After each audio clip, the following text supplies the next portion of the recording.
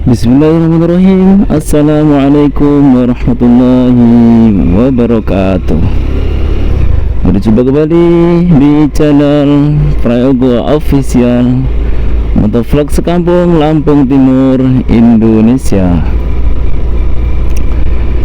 Di tahun-tahun yang sangat modern ini, teman-teman semua, kendaraan sudah menjadi kebutuhan yang tidak bisa di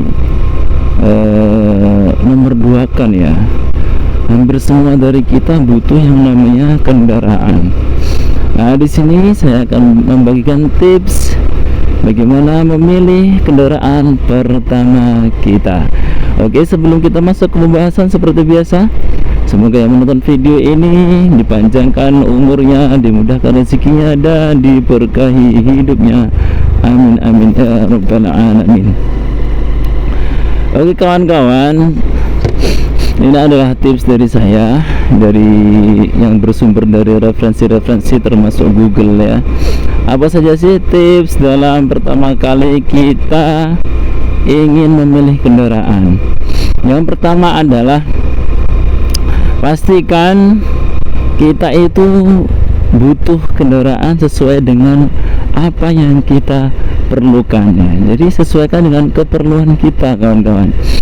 Misalkan kita sudah berkeluarga begitu, pastinya kita butuh, misalkan mobil ya harus mobil keluarga, misalkan motor ya harus motor yang mungkin bisa dipakai oleh kita sendiri atau oleh istri kita dan bisa untuk berboncengan seperti itu kan. Jadi tentukan dulu kendaraan tipe apa yang kita butuhkan.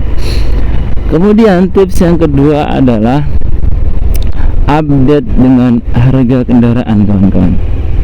Jadi kalau kita sudah mempunyai tipe kendaraan yang kita inginkan, selanjutnya cari market di harga kisaran berapa sih kendaraan yang saya inginkan. Tujuannya apa kawan-kawan? Tujuannya adalah agar kita tidak sampai kesalahan harga.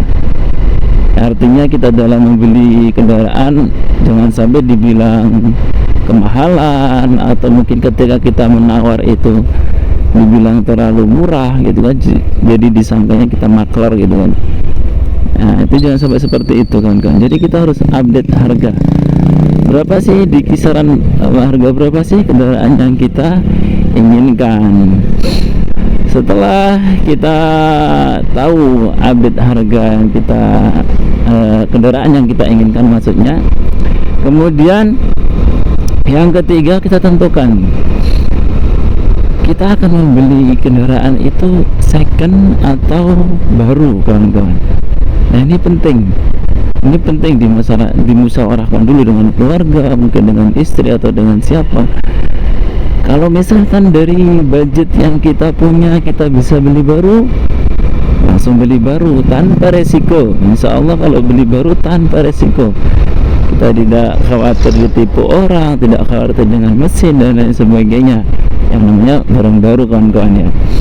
Nah, andai kan budget tidak sesuai dengan harga baru, istilahnya kurang kawan-kawan, maka kita terpaksa mengambil kendaraan dengan harga dengan barang second atau tangan kedua. Nah, dalam memilih kendaraan second, yang paling terpenting adalah kita harus mengecek itu permesinan kawan-kawan. Mesin kita pastikan sehat, kita pastikan layak pakai, kita pastikan tidak pernah laka lantas dan lain sebagainya. Itu harus kita cek sedetail mungkin. Kemudian dari bodi, dari kita melihat looknya seperti apa kendaraan ini masih terawat sangat bagus atau mungkin banyak kurang yang namanya kendaraan second kawan-kawan ya.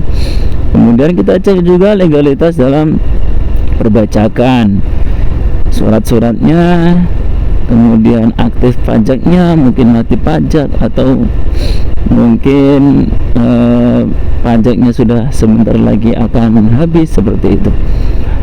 Kemudian saya tidak menyarankan kita membeli itu kendaraan surat sebelah ya kawan-kawan ya. Walaupun tergolong mungkin harganya lebih murah, tetapi itu sangat merugikan kita juga. Selain merugikan kita, kendaraan surat sebelah itu juga menjadikan maklar-maklar kendaraan surat sebelah ya, itu jadi laku kawan-kawan ya. Ya, jadi kita harus menghindari yang namanya membeli kendaraan surat sebelah, atau juga itu akan menimbulkan masalah ya. Kemudian setelah itu tercek dengan rapi, semuanya sudah sesuai dengan yang kita inginkan, ya sudah kawan-kawan, kita bisa langsung mengeksekusi. Nanti tadi itu semua dari kita mempunyai kebutuhan kendaraan yang berbeda-beda. Mungkin dari kalangan muda nih, misalkan kalangan muda yang pengen beli motor, pasti dia lebih memilih motor yang sporty, mungkin bisa motor sport, motor apa saja seperti itu. Dari kalangan kita yang sudah berkeluarga, pasti berbeda lagi cara memilih kendaraannya. Itu tergantung dari kebutuhan kita masing-masing. Yaitu kawan-kawan, jangan sampai kita salah memilih kendaraan pertama kita. Kalau dari saya pribadi, untuk kendaraan udah berkali-kali ganti ya, terutama di motor sih. Aku berkali-kali ganti, dari yang paling kencang, dari yang standar sampai sekarang yang standar-standar saja nih saya pakainya. Nah, dulu waktu saya masih bekerja dengan menempuh jarak yang cukup jauh, nah sudah dulu saya beli CBR ya, yang disitu bisa untuk ngebut lah istilahnya kawan-kawan ya.